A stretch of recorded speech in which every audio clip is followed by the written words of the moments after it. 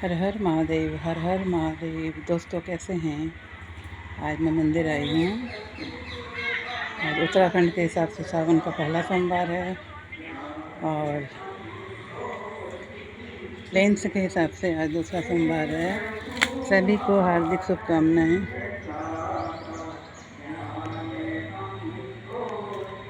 ये अखंड परम धाम राम मंदिर है, 28 सेक्टर।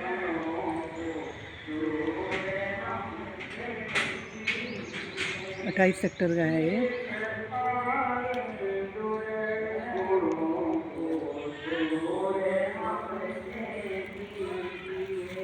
हरि शरणम जो पूछा उनसे किस विधि से मेरा उद्धार हो जाए। जो पूछा उनसे किस विधि से मेरा उद्धार हो जाए, तो बोले याद ये रखना हरि शरणम हरि शरणम। तो बोले याद ये रखना हरि शरणम हरि शरणम। उसी तरह उनके शिवलिंग या उनके प्रतीक चिन्ह भी अनंत हैं। तो व्यास शिष्य सूत जी महाराज ऋषियों को शिव जी के महिमा का वर्णन करते हुए अनेक स्थानों पर शिवलिंग का जो प्राकट्य हुआ है उसका वर्णन करते हुए अब वो काशी आदि जो विभिन्न क्षेत्र हैं उनमें जो शिवलिंग हैं उनका वर्णन करते हुए अत्रि ऋषि की पत्नी अनुसुईया, अनुसुईया का अर्थ क्या होता है? असूया माने होता है ईर्ष्या करने वाला, जलने वाला, मत्सर करने वाला। मत्सर का मत्तः सरति इति मत्सर, माने मेरे से कोई आगे निकल जा रहा है, मुझसे श्रेष्ठ है, मैं उससे न्यून हूँ, और उससे किसी भी व्यक्ति के प्रति जो जलन है, जो ईर्ष्या है, जो द्वेष भाव है, इसको बोलते हैं असूया। और अनसूया का मतलब है ऐसे दुर्गुण जिनमें नहीं है, वो अनसूया है। महासती अनुसुईया अत्रि ऋषि जी की धर्मपत्नी है। तो उन दोनों के माध्यम से जो शिवलिंग का प्राकट्य हुआ है उस पर अभी हम चर्चा करेंगे। सूत जी कहते हैं, मुनीश्वरों, गंगा जी के तट पर मुक्तिदायिनी काशीपुरी प्रसिद्ध है। काश्यान मरणात् मुक्ति। ब्राह्मण की पुत्री थी और एक ब्राह्मण को ही विधि पूर्वक ब्याही गई थी। विप्रवरो, यद्यपि वह द्विज पत्नी उत्तम व्रत का पालन करने वाली थी, तथापि फिर भी अपने पूर्व जन्म के किसी अशुभ कर्म के प्रभाव से, ध्यान देने योग्य है, पूर्व जन्म के किसी अशुभ कर्म के प्रभाव से बाल वैधव्य को प्राप्त हो गई। बाल वैधव्य का मतलब है बहुत कम उम्र में विधवा हो गई।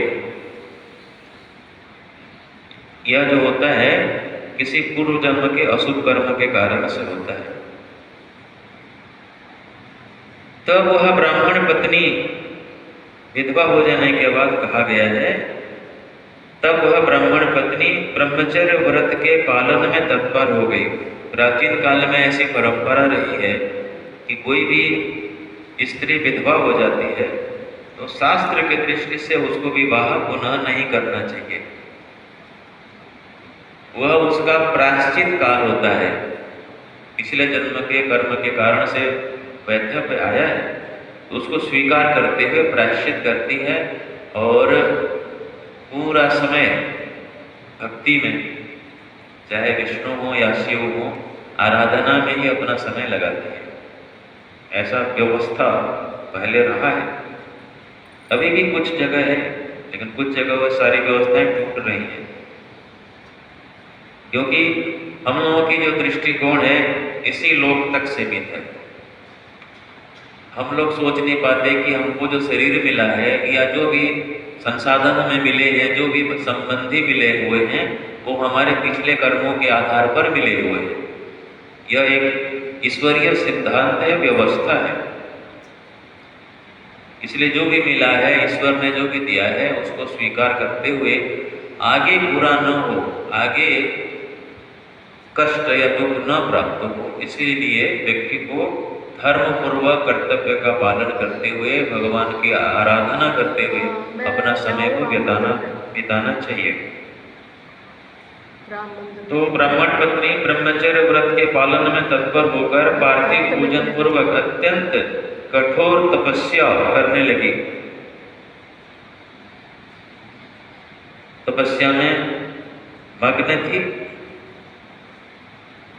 उस समय एक घटना घटती है। एक मूढ़ नामक राक्षस, असुर, जो दुष्ट है अत्यंत और बलवान भी है और बहुत ही मायावी भी है, वह गुजर रहा था। उसने ब्राह्मण पत्नी को देखा, ऋषिका को देख करके उसके प्रति वह आसक्त हो गया।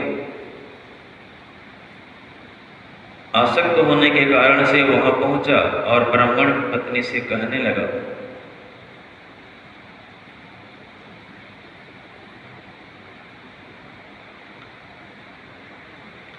प्रेम प्रसंग की याचना करने लगा ब्राह्मण पत्नी से, जो असुर था। जी ने कहा, ब्राह्मणों, मैं धन्य हूँ, कृतकृत्य हूँ जो आप श्रीमानों का संग मुझे प्राप्त हुआ है। माने सत्संग सुनाने वाले को भी बड़ी प्रसन्नता होती है जब सत्संग सुनने वाला कोई होता है। साधु पुरुषों का संग निश्चय ही धन्य है।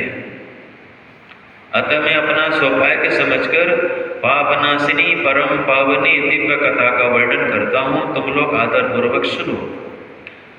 अवंती नाम के प्रसिद्ध एक रमणीय नगरी है। उज्जैन का प्राचीन नाम अवंती है, जो समस्त देहधारियों को मोक्ष प्रदान करने वाली नगरी है। सप्त नगरियों में एक नगरी है उज्जैन। वह भगवान शिव को बहुत ही प्रिय है, परम पुण्यमयी और लोक पावनी है। उस पुरी में, उस अवंतिकापुरी में, उस उज्जैन में एक श्रेष्ठ ब्राह्मण रहते थे, जो शुभ कर्म परायण, वेदों के स्वाध्याय में संलग्न तथा समस्त वैदिक कर्मों के अनुष्ठान में सदा तत्पर रहने वाले थे। वे घर में अग्नि की स्थापना करके प्रतिदिन अग्निहोत्र करते। जो ब्राह्मण अग्निहोत्र नहीं करता, वो एक अर्थ में ब्राह्मण कर्म से तो नहीं है। अग्निहोत्र का विधान सुबह सूर्योदय से पहले गायत्री मंत्र से कम 24 आहुति देनी चाहिए नियमित। और आहुति यज्ञ कुंड में देने का अधिकारी वही है जिसका शिखा सूत्र है। गायत्री जपना और हवन आदि करने के लिए जो आइडेंटिटी कार्ड है ना, वो शिखा सूत्र है। शिखा माने चोटी, सूत्र माने जनेऊ, ये होना चाहिए। और सपत्नी पूजन करें अग्निहोत्र, इससे बहुत सारे पाप नष्ट हो जाते हैं। तो ये ब्राह्मण अग्निहोत्र करते थे। एक जाति ही बन गया अग्निहोत्री, ब्राह्मणों की एक जाति बन गया। क्यों बन गया? बाकी लोग करते नहीं थे, कुछ लोग करते थे, जो करते थे अग्निहोत्री हो गए। ये कलियुग का प्रभाव है, धीरे धीरे ये सब होता है। देवता प्रतिदिन पार्थिव शिवलिंग बनाकर, मिट्टी का शिवलिंग बनाकर उसकी पूजन किया करते थे। जमीन नीचे की मिट्टी निकाला जाता है, उसको उसमें शिवलिंग बना करके पूजन होती है। वेदप्रिय नाम के वे ब्राह्मण देवता सम्यक ज्ञानार्जन में लगे रहते थे। ये सब तो करते थे, फिर आत्मज्ञान के अर्जन के लिए भी प्रयत्न करते रहते थे। इसलिए उन्होंने संपूर्ण कर्मों का फल पाकर वह सद्गति प्राप्त कर ली, जो संतों को भी सुलभ होती है। सद्गति जो संतों को सुलभ होती है, वही गति उन्होंने प्राप्त कर लिया। ओम नमः शिवाय, ओम नमः शिवाय, ओम नमः शिवाय, ओम नमः शिवाय, ओम नमः शिवाय, ओम नमः शिवाय, ओम नमः शिवाय, ओम नमः शिवाय। जब भी नाम संकीर्तन करें तो पूरे उत्साह से करें, पूरे शक्ति से करें। जितना पुकार सकते हैं उतना पुकारें, अधिकतम शक्ति लगा करके नाम संकीर्तन करना चाहिए। और नाम संकीर्तन करते समय जिस भगवान का जिस रूप का आप नाम जपते हैं, उस रूप का भी ध्यान हो। आज्ञा चक्र पर शिव जी का ध्यान हो, मुख में शिव जी का नाम हो। पूरी तरह से, पूरी शक्ति से नाम संकीर्तन करते हैं। जैसे पड़ोस में झगड़ा करते हो ना, कभी कभी हो जाता है, डांटते हो तो जोर जोर से चिल्लाते, तो इस तरह